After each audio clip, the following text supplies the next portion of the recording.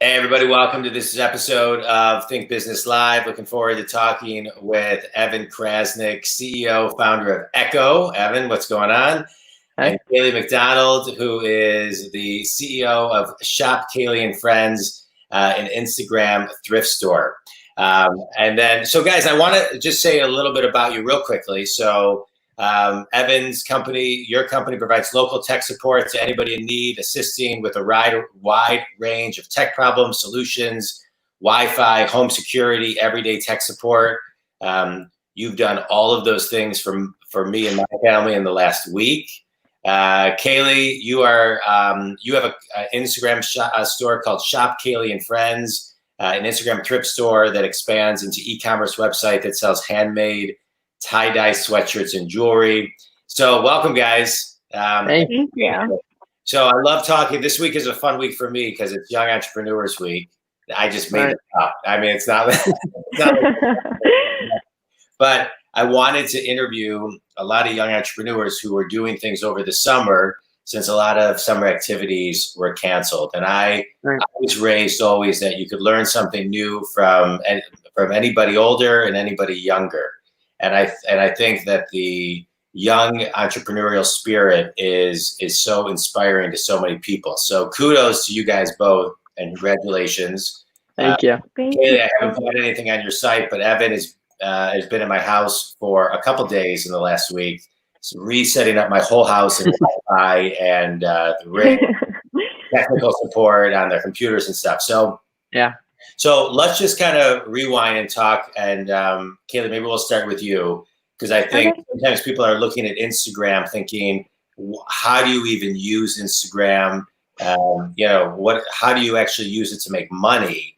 And you're doing so. Kind of talk a little bit about your company and how it came about, and how you understood how to use Instagram, because I think that can help a lot of people.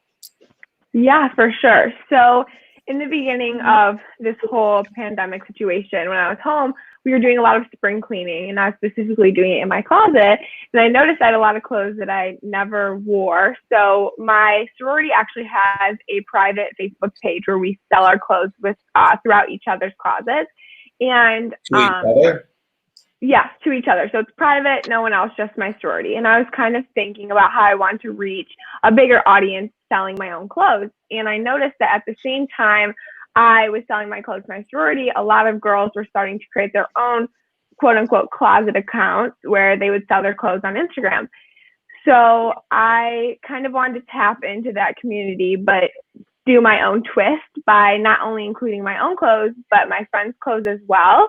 And that's where Shop Kailey and Friends came from. So I have about 8 of my friends, including Evan's clothes, on the site on my Instagram currently. So I wanted to expand it more into a business setting where I have inventory instead of just doing my closet. And if I ran out of it, I wouldn't be able to keep going. But I have, I think, 250, a little less than that, pieces currently stored in my house from my friends that I post on the Instagram daily. So there's always going to be fresh content. And through Instagram, selling is a little bit more difficult than I expected, just because it's hard to kind of get the word out. But I was super thankful in the beginning. I created a welcome video, and I had a bunch of my friends repost it on their stories for me. And that was kind of the key to starting all of this, just having them repost the welcome video and just having their followers see my content. But since then, that was about 2 months ago now, it's harder to get that consistent reposting because it's people's personal Instagram. So you don't want to always be kind of posting about other people's things, which is totally okay. And I love that they were so kind and supportive in the beginning, but just figuring out a way to expand that throughout, just not just using my friends as support, but finding other ways has been a little bit more difficult. So that's what I'm currently trying to focus on right now. Right, trying to figure out new innovative ways. I mean, I wonder, do you find yourself using other platforms like Facebook or LinkedIn to drive traffic to Instagram? Yes. Yeah. So I did start a Facebook page, and I invited a bunch of people to that. So I'm using that to drive people to the Instagram for the resale part, and then drive people to the website by including a bunch of links for the actual tie-dye sweatshirts that I've created and the jewelry pieces as well. And that section of the business came a little bit later than the resale part, just because I love being creative and making things as well. I've done that my whole life. And I wanted to provide something where people could buy resale options where things aren't as expensive. And then they would also have an option where if they wanted to buy something new that wasn't used, or they wanted to buy something that they can personalize, that was the website's goal. Yeah, so cool. And so are you doing a lot of video to sell your stuff, or is it mostly static or video? It's mostly just photos right now. I've created a couple IGTV videos. I'm not sure if you know what that is, but it's, yes. I okay. Hold on. Hold on. I may be a little bit older. I am 48, but I do know what that is. I actually have my own. Oh, okay. So, I respect it. I love it. So I've started doing those. Like, I did a sit-down one where I talked about the tie-dye sweatshirt, kind of giving like a story time as to why I chose to make that one specifically. And then I'm going to do that with the jewelry as well in the future. It's just actually sitting down in front of the camera instead of talking to live people is a little scary. Yeah. So yeah, I would do more video. You know, they say that studies show that a 30-second video is equivalent to 3.5 million words read. Wow. Somebody who can receive, because you can receive so much, and it hits so many different senses. Well, Kailey, it sounds amazing. I have a bunch of questions for you, but I don't want to leave Evan out for a minute. so I love the lineage of your business, and I think you've opened up a lot of people's eyes to how to use Instagram, that you can actually use it to sell, the importance of welcome videos and just video in its essence, how people then can then share it, and how you drive traffic. So I want to dive deeper into some of that, but kudos to you. That is. Thank you. And older people do know what IGTV is. Okay, well, I just want to make sure. I appreciate that. And so, Evan, so now your niche is more, on the technology side, helping people who are technology illiterate, right? So, mostly. Which I think is most people. So talk about kind of your business and how it came about. Yeah. So I kind of started earlier when I was really in high school. Technology has always just come easy to me in a way. My dad has his own IT services company, and I've kind of learned over the years from him just how to use basic technology and really get around like a computer well and see and know all the ins and outs of it. And then in high school, I kind of became the tech guy for all my friends. And my family, kind of that person that if you have a problem, you kind of could text me, and I kind of usually would know the answer, or at least could help. So then I kind of just was doing that for free, just for friends and family. And then we kind of thought, why not make it a business and do something and actually put out my services out there? So in high school, I kind of started ECKO and made business cards and made flyers and tried to promote myself a little. And then it kind of died out. But then during quarantine, coming back from college for my first year, I thought, why not restart it up? Because it's a perfect time. Everyone's home. People need technical assistance. So I restarted it up, rebranded. This time I made a website with all my services listed and everything up there. And then I have been sent out my first mailing list email to as many contacts as I could. And that really helped snowball and start my my schedule for the past 2 weeks and the past 3 weeks that it's been pretty busy. But technology has just been something that it's everyone knows it's just my thing. And it was just a perfect combo to put it into a business. Yeah. Let's talk about that some more. That's right. Kudos to you, Evan. And again, I'm going to say this, our house is almost 100 years old. We have a plaster wall. Right. Internet is very difficult. It's been bad for the last year. And finally, set it up where the internet, even outside, upstairs, everywhere in our house is incredible. Set up the ring. So thanks for everything you've done. Yeah, of course. So happy. Constant emails. But I want to talk about something because, I think a lot of people and the way you guys talk about it is so seamless, right? This is something that came easy to me. You talk about technology in that way. And Kailey, same thing with you as far as clothes and just looking at things with innovative lenses and eyes. But a lot of times, especially older generations, they don't, I think a lot of people don't connect that things that come easily to you, you can actually make a business and make money out of. There's sometimes a disconnect, right? Where it's like losing the spiritual, the conscious side of it, where it's okay to be a conscious capitalist. You can do what you love, still have, and be a capitalist and charge for it. So talk a little bit about that, because I think that will resonate with a lot of people. How do you actually make the jump from saying, hey, I'm really good at this, and now I'm going to actually charge for it? Yeah.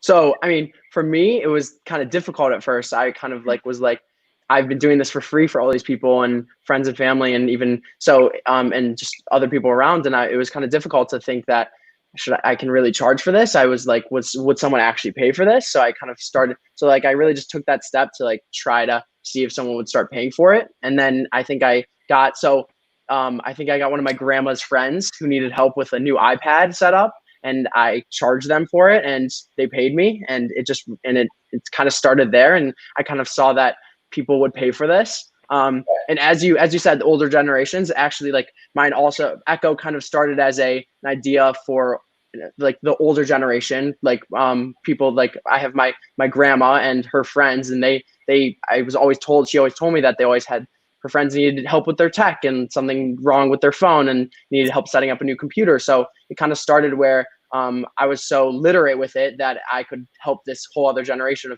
of people who still need to use their technology, but it's just not as easy for them to put that together and do it quickly for them, and assist them and have some patience to really work them through it and show them how to use it.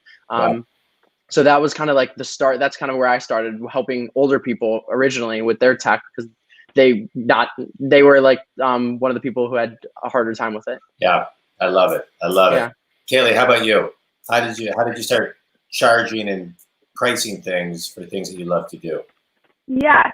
So for me, I've been raised in a family where doing what you love is like the most important thing. And I created another business when I was younger where I sold organic body scrubs. And that was just a really fun experience. I created an Instagram and a website back then as well. So starting that whole process up again for me just kind of came very naturally. And once I figured out, hey, like I really like doing this.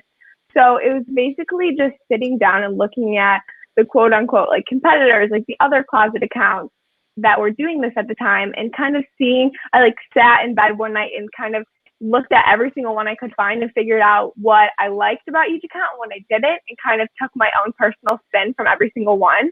And the pricing side, that was a lot of research from like bigger websites like ThredUp and stuff like that does the thrifting on or reselling on a really big scale, and just figuring out their percentages and how they figure out how to price things. So I would do the research as to figuring out how much the original item could cost, and then figuring out how much you sell it for, and then the actual payout process, because with the people that are giving me their clothes, I'm also using my platform as a way for them to make money. So I figured out if I sell an item for X amount, how much of a percentage they get of the sale, because I'm doing this and they're providing this. So that was kind of just me sitting down and doing the due diligence from other people, learning from people that have already done this before. And that kind of gave me the best headspace about where to go, because personally, I've never done any of this before, like reselling things or selling anything besides my scrubs. So the reselling part was definitely a learning from other people experience versus the website, where that was more my intuition through like selling products already in the past. Yeah, I love it. I love what both of you are saying, and on so many different levels. But one of the things I find that not only when I interview, young adults, but just talking to them in general, I find that your generations are much more apt to do research, right? I mean, you're raised on, I'm 48. I was raised where in encyclopedia there was like this much content, or you went to a microfiche. I'll ask you, do you know what that is, right? So it's like you couldn't get a lot of content, you couldn't do a lot of research. But today, it seems so second nature to just do the research, and the way that both of you speak, the extent of the research. Now you still have to jump in and do it. So what do you think? This is a question about your generation. I have a question to answer it to the best of your ability, of your opinion. But it seems that your generation is going to spur a ton of entrepreneurs, a ton of businesses, a ton of new mousetraps, a ton of new ways of looking at a model and saying, hey, it can be done this way, and I can be independent and work for myself. Like, what do you guys see as you talk to your friends about business and things of that nature? So I guess I can start. So at college specifically, I think that's like honestly been the number one thing I've noticed coming to college for the first year, that really there's this idea and this like spirit to like really just start something yourself. You go to U of M. So wait, you go to U of M, and Kailey go to Grand Valley, just to give people context. So it honestly kind of surprised me. I mean, I always had this like, personally, I always had kind of a thought that I like would work for myself, or like, I mean, I'm young at the moment, but I mean, that's just always been something I thought and that I would kind of do. And then it kind of just like snowballed into this. But just in terms of people around me at school, it's like kind of this idea that everyone's trying to find something to start. People want to like work for themselves. They're on this path to like find a job and work for a big company or something. But if on the way they find something that they can create themselves, they'll take that route. So I've found that with like all these new people I've met and all these even kids older than me at school, that it's this idea that like they're trying to figure something out that they can do, that they love, that isn't working for a big corporation even. Yeah. You know, it's interesting too, because if you look at things quantitatively, I want to hear your opinion too, Kailey, but I just want to comment on this. When you look at things, like for example, let's just use a number like $60,000, right? So, so if you get out of college and let's say you get a job for $60,000. Well, you can also think about it in this way. You know, there's 240 business days in a year. So I can either go work for someone and get paid $60,000 a year, or I can figure out a way to make $250 per day of the 240 work days. Right. Make the same amount. Yeah. And then write-offs and things of that nature. So if you double that and say, wow, I can get a job for $120,000, or I can figure out a way to make $500 a day of the 240 business days that there are in a year. And then if I can make more, right? I mean, you can kind of do the math. Exactly. So I think your generation gets that and seems to understand your value that you bring to the table, right? Where I think a lot of older generations don't understand their value. So Kailey, what are your thoughts on just kind of your generation? Yeah, so in my perspective, what I've seen happen is my generation is very good at multitasking, and technology is just very second nature. So starting a business right now for us is as simple as posting something on Instagram, which is a very unique experience, because you don't need to create a website, or you don't need to really have maybe contacts to like get you to be able to do something and get more people involved. You can just kind of do it yourself. Right. And especially through websites like Etsy and other platforms that already kind of set that up for you, I feel like it's a very unique thing, because you can really just start a business right when you have the idea, if it's that easy. Like for Evan, we just jumped on like Canva and created a couple flyers and posted them on our Instagram, and that was the start of our company. And it only could have taken 30 minutes too, which is awesome, because you can really have the world at your disposal if you're willing to like sit down and like focus on it and make it happen, and kind of have that passion for it too. Or it can be a short-term thing too, because right now, like you said earlier, with this summer, everyone's original plans might have changed. So people are being innovative and changing and doing things, and they can only be doing their business for a summer, and that's okay, but they're doing it anyways, you know, and it doesn't have to be a lifelong commitment. It can be temporary too. And that's what I think is so fun about my generation, is things aren't taken as seriously. Like I feel like the business like stigma before was very like, you need to actually devote your time to this, and it needs to be something that you actually need to focus on and be passionate about. But if it's something fun too, and it can be lighthearted and easy. Yeah. But that's my personal opinion on it. I agree. Well said. Well said. And, you know, and I think what you both do and seem to be doing, which I think is the secret of all success, is execution, right? You have to be able to, there's a lot of people who sit and deliberate and they procrastinate, but the secret to success is just execute consistently every day. And what you're talking about is with Canva and the technology, you can do it so quickly. I launched my business almost 5 years ago on social media, right? And I was 42 at the time. And that's it. I didn't have a website for, I think, 6-7 months because I was working on it, and it just took longer than I thought. But you're right. Most anybody can start a business within 2 hours today. Yep. Within 2 hours. I mean, you got to plan and you got to prep, but you can also agree with you about the stigma. You can beta test something. You can put yourself out there, try something, and then if it works, it works. If it doesn't, it doesn't. Right? You're just you try. So let me ask you this. So what's the biggest lesson you've learned about being a business owner? About yourself? What's the biggest lesson? Want to go first? Or sure. I have my answer on top of my head because I've been learning a lot about this recently. But I think patience is key. And this is with myself, also with technology, and with working with other people, because in any business, you are constantly like working with other people, whether it be your customers, whether it be distributors, whatever it is. And I think you don't know how other people work, and being patient with every unique person that you come across is definitely the key, because everyone's different and you're never going to have the same person twice, honestly. And like just working with them, whether it be a DM or you're going to drop something off to them, or like Evan, he's going to their house. And for me, just like having patience with like when I'm setting things up or when I'm talking to people or when things don't go exactly how I imagined is definitely what I've been learning a lot about recently. Yeah.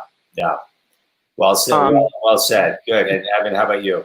So for me, I agree, patience, totally. And then with that, really just learning how to innovate and continuously see and kind of just throw something on the canvas and kind of see what works, and being able to recognize if I do something and if it works, and if it doesn't, and then change that and innovate quickly. Just like from books I've read and stuff, it's been something that I kind of learned from that originally. And then I've kind of seen with both Kailey's business and mine that we've tried to put something out on social media, and maybe it gets a lot of views and it gets traffic and it works, and maybe we do something else and it just doesn't really drive any traffic, doesn't work very well. And so learning how to recognize what's working and what's not quickly, even day to day, has been something really important that I think is a really important lesson that I've learned and we both learned, because if you're not doing something right, the business can kind of just like peter out. And so it's important to continuously keep trying to reach the right people in the right time at the right places, and trying to find those tools. And so that's been a good lesson. Yeah.